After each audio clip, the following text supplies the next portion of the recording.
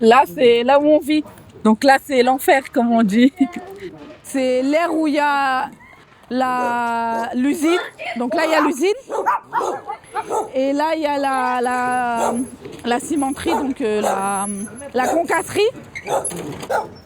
Et ensuite, en avançant, on verra le champ de pesticides. Quand on va dans la concasserie, on voit qu'il y a des montagnes, des montagnes et de la poussière de toutes les couleurs.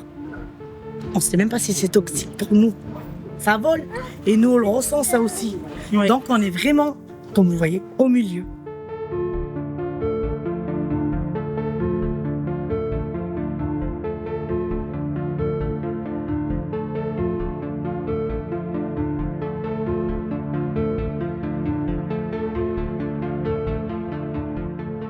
On a de 5h du matin jusqu'à 19h, on a l'usine. Et là, ensuite, à 19h, là, c'est le wagon qui n'arrête pas toute la nuit.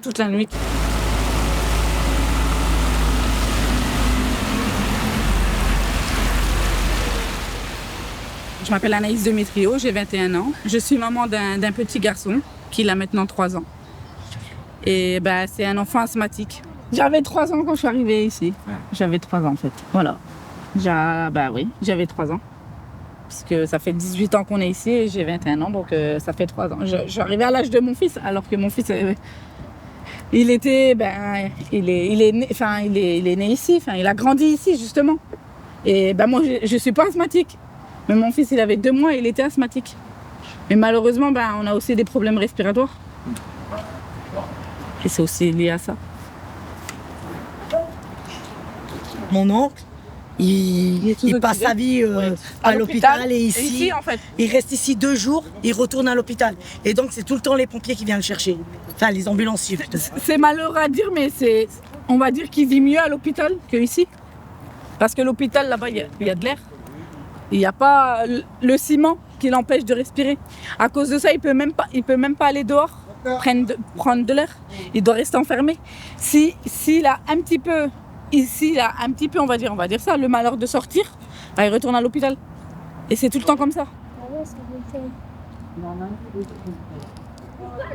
Chaque emplacement, il y a 2 ou 3 familles. Oui. Parce que tout au début, quand on était là, les enfants. On avait une obligation d'avoir 2 caravanes par emplacement. À fur des années, les années ont passé, les enfants ont grandi, ont voulu leur caravane. Ou il y en a qui sont mariés, ont leur caravane. Ça, le surpeuplement. C'est la famille qui ont eu des petits-enfants et ils ont leur propre famille. Donc, chez nous, les enfants se marient, on les garde chez nous. On les jette pas. Il n'y a pas d'autre choix que les garder avec nous. Donc, c'est pour ça la surpopulation sur les aires d'accueil. C'est ça le problème de la surpopulation. C'est les enfants qui ont leurs enfants et ainsi de suite. Si par exemple tu veux nettoyer ta dalle, faire un coup de tuyau, c'est le ciment justement. C'est tout le ciment des usines qui sont là, bien sûr. Ça bouge, ça bouge. Et comme ça bouge, si tu rajoutes de l'eau, ça déborde. Et comme ça déborde, ça pue. Moi je travaille tous les jours, donc je ne peux pas partir d'ici moi. Moi j'ai besoin de terrain, mais je vais nettoyer au moins. Parce que là, il n'y a pas d'hygiène, il n'y a plus rien là pour moi. La poussière. C'est que de la poussière, c'est de la merde, on vit avec que de la merde. Dès qu'ils ont un tuyau qui se pète, là, tout le ciment il vient dans la gueule. On fait un barbecue, on mange du ciment. Après, il ne veut pas réagir, il ne bouge pas, il ne veut pas bouger, il ne va rien faire. Mais ça, en fait, ça énerve les gens en même temps. Ça énerve les gens. Ça, c'est pas une vie pour moi, je suis pas une vie, je suis désolé. C'est pas une vie. Travailler, on n'est même plus dans l'hygiène, il n'y a même plus d'hygiène, il n'y a plus rien. On respire de la merde, on a que ça, on a de la poussière de merde, on a toutes les maladies, on a tout ce qu'il faut, on en a perdu combien ici? On en a perdu combien à cause de ça là-bas? On a perdu plein de familles, plein de monde, on a perdu ici. Et ça fait des années, ça fait plus de 5 ans, plus de 6 ans qu'on nous demande, tu viens nous déboucher les égouts. Ça coûte trop cher pour la peine, ils veulent pas. Mon beau-frère il était là avec la caravane, il resté 6 mois de temps, il a bu l'eau. Il m'est tombé malade. Moi, j'ai perdu 2 chiens à cause de cette place de merde. Les chiens viennent boire là, ils crèvent, ils attrapent des maladies et tout. Parce que l'eau, elle est polluée par... Elle est polluée de partout, ouais. C'est vraiment pas évident. Surtout quand on est dehors et qu'on veut vivre, comme on dit, on veut respirer, mais on peut pas respirer pour être dehors. Pour manger, pour essayer de mettre une table et discuter, on peut pas à cause du bruit. On est obligé de s'enfermer alors que c'est l'été, quoi. C'est pour ça qu'on veut partir d'ici et respirer et pouvoir nous donner un refuge climatique parce que là on en a vraiment besoin, c'est ce qu'on veut. La vie qu'on vit là, c'est qu'il reste un mois qui reste ici, ben qui reste ici un mois. Alors on vous donne là un mois qui reste, on verra qui ça passe. On donne nos places à eux. Hey. Alors on verra qui ça se passe. Comment ils ont la belle vie, ils ont des belles maisons, ils ont 3 forts, c'est normal, moi je peux te dire ça. Moi, je leur donne même pas un mois, je leur donne une semaine. Une semaine. Vécure à notre place, je crois qu'ils arriveraient même pas. Le problème, c'est ça aussi ici. Ils font des aires d'accueil à leur manière, à leur façon. Ils demandent même pas aux habitants, ceux-là qui vivent sur les aires d'accueil, ils demandent même pas notre avis, comment on peut vivre. Donc, la MEL, moi, je suis désolée de le dire, mais ils ont du pouvoir. Ils ont du pouvoir. Ils ont les terrains. Faut pas dire qu'ils n'ont pas les terrains. Ils ont les terrains. C'est ce que j'arrête pas de dire. Ils ont les terrains justement pour construire des l'usine. Mais pourquoi pas pour nous? Et c'est pour ça. La MEL, il faut qu'ils comprennent qu'on en a marre de vivre comme ça. Ils ont du pouvoir. Et là, on a l'extérieur. Justement, il faudrait qu'ils montrent aussi leur bonne foi. C'est ça aussi. On a besoin qu'ils montrent vraiment leur bonne foi. Parce que la MEL métropole lilloise, ils font rien pour bouger les choses non plus. Ils savent très bien qu'on est en train de mourir sur l'aire d'accueil d'Hélène Rochin et ils font rien pour tout ça. Tout le monde est malade ici. On peut pas vivre. On peut pas vivre. Pas moyen de vivre avec ça. Il y a des femmes qui sont malades, des petits, il y a tout. Depuis d'années, ça fait comme plus de 15 ans là. Encore non, je le laisse. Et je me dis, retourner, tant mieux. Ah, là, je veux même plus retourner, comme je vous ai dit. Quand je reviens ici, j'ai envie de repartir.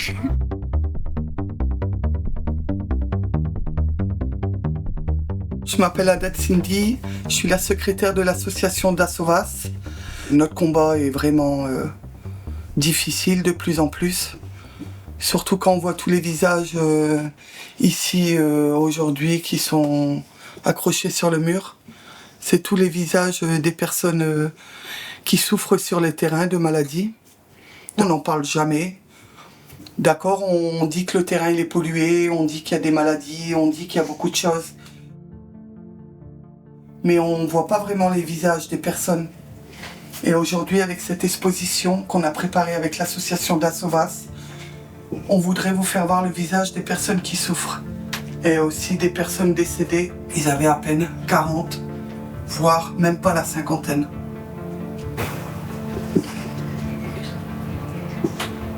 Au début, c'est vrai que quand on a eu une aire d'accueil, on était content, on était bien. Là, on avait des douches, des toilettes, on avait le confort comparé à être sur les routes comme ça. Et puis vraiment, même pas 2 ans, on a commencé à ressentir les effets sur notre santé par rapport à l'usine à béton surtout. Et quand la concasserie a ouvert, c'était encore 2 fois pire. On l'a vraiment ressenti, moi je l'ai vraiment ressenti. Parce que moi j'ai commencé à être suivi par un pneumologue, j'avais à peine, on va dire, 30 ans quoi. J'en ai 47 maintenant. J'ai commencé à être suivi par un pneumologue. Le pneumologue n'arrivait même pas à comprendre qu'est-ce que j'ai parce qu'il me disait toujours j'ai un foyer purulent qui guérit pas et j'étais sous antibiotiques tout le temps. Et puis un jour, je me suis décidé, je me suis dit moi je prends mes enfants et je pars d'ici. Tant pis je galérerai mais au moins je retrouverai une santé. Parce que moi là-bas j'étais quelqu'un qui était en bonne santé quoi et qui le suis maintenant. Et de là, j'ai décidé de sortir de l'air avec mes enfants. Et là, je peux le dire aujourd'hui, ça va faire 8 ans que je suis plus sur l'air. Je suis vraiment en bonne santé. Plus de problèmes pulmonaires, plus de suivi, plus d'antibiotiques depuis très longtemps. Franchement, moi, je peux le dire. Et c'est qu'est-ce que je dis aux familles tous les jours. Sur l'air, quand je passe, je leur dis, partez d'ici, vous verrez, votre santé retrouvera du punch. Et ils me disent oui, mais il n'y a pas de solution, voilà. 2 sœurs. Il y en a une qui est décédée en août 2024 à même pas 63 ans, je crois, ou 64 ans. Il y a une autre sœur qui a suivi en janvier 2025 à l'âge de 67 ans. Eux aussi sont arrivés sur l'air en 2006 à l'ouverture. Et eux aussi ils se plaignaient beaucoup que leur santé se dégradait. Après ici, on a Paul Demestre, c'est le mari de Simone. Elle aussi, elle faisait partie des femmes qui se battaient dans l'association d'Hélène Ronchin. Tout au début, les deux en fait, ils se battaient avec nous. Et qu'est-ce qui est triste, c'est qu'ils n'ont même pas vu la fin du combat. Ils voulaient un nouveau terrain, une nouvelle air pour respirer. Et qu'est-ce qui est triste, ils sont décédés avant. Ils ne pourront pas voir l'évolution. Et la plupart de ces enfants-là, ils sont asthmatiques dès la naissance. Et ils sont souvent taurines. Lui, c'est beaucoup des problèmes de peau. Mais vraiment, hein. Mais sur le visage que vous voyez là, c'est vraiment, allez, on va dire 10% de l'air. Hein. En faisant le tour, sur les 300 personnes qui vivent sur l'air pollué d'Hélène Ronchin, franchement, il y avait plus de 80% des personnes qui avaient quelque chose. Hein. Ou problème de peau, ou asthme, ou maladie respiratoire, beaucoup la maladie respiratoire. Mais j'ai pas pu mettre tout le monde dans l'exposition. Alors j'ai mis le plus important. On est quoi nous? On est rien, on est... Allez hop, allez mourir dans votre coin. De toute façon on n'aime pas les gens du voyage. J'étais dégoûté déjà. Jusqu'à maintenant, de toute façon c'est incompréhensible pour moi. Ils n'ont pas de respect de la vie humaine, je sais pas.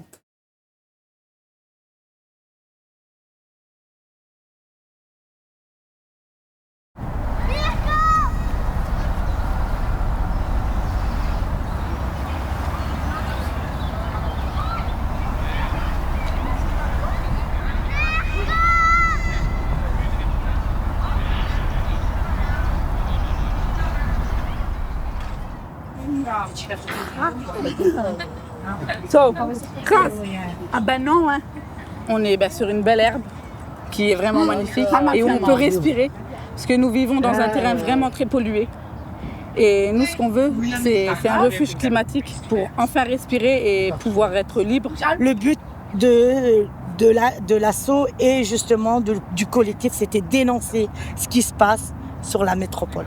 Dénoncer parce qu'on est là, on existe autant qu'humains et on a le droit d'être respecté quand même. Aujourd'hui, on a essayé de sortir de l'aire d'accueil là où on était pour respirer et sentir une aire qui n'est pas polluée. Parce que là où nous sommes aujourd'hui, c'est une aire respirable. Les enfants y vivent, ils peuvent courir quand ils veulent, ils n'ont pas de la poussière dans les yeux, ils respirent vraiment de l'air.